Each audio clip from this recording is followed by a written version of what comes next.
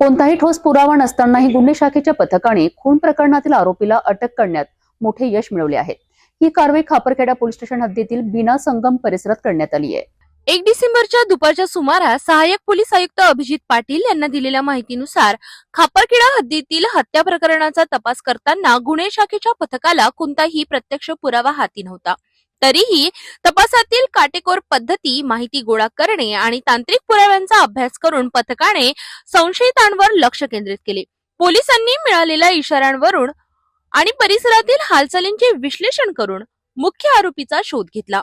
पुढील तपासात आरोपीची गुन्ह्यातील भूमिका स्पष्ट होत गेली आणि पथकाने त्याला अटक केली। या कारवाईला वरिष्ठ पोलिसांकडून कौतुकही मिळत आहे। सहाय्यक पोलीस आयुक्त अभिजित पाटील यांनी सांगितले की पुरावा कमी असला तरी तपास कौशल्य, पथकाचे समन्वय आणि तांत्रिक माहितीच्या आधारे गुन्हे शाखेने आरोपीपर्यंत पोहोचण्यास यश मिळविले। पुढील तपास सुरू असून आणखी काही खुलासे होण्याची शक्यता वर्तवली जात आहे। खापरखेडा पोलीस स्टेशनच्या हद्दीमध्ये 24 नोव्हेंबर रोजी एक खुनाचा गुन्हा दाखल करण्यात आला होता।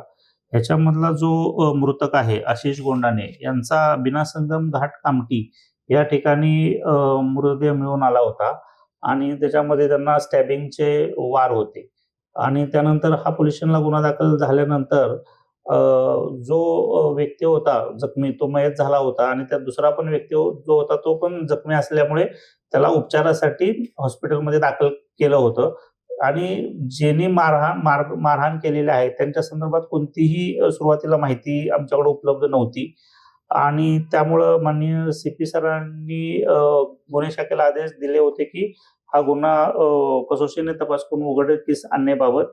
त्यानुसार गुन्हे शाखा युनिट 4 पोलीस निरीक्षक गड्डिमे आणि त्यांची टीमने हा गुन्हा उघडकीस आणलेला आहे। याच्यामध्ये एकूण 4 आरोपी आतापर्यंत ताब्यात घेऊन पोलीस स्टेशन खापरखेडा यांच्याकडे सुपूर्द करण्यात आलेले आहेत। त्याच्यामध्ये आकाश परिहार, मनीष बावणे, राहुल कावळे आणि लकी उर्फ मितांशु बैतुंडे असे सर्व शांतीनगर हद्दीमध्ये राहणारे हे सर्व आरोपी आहेत।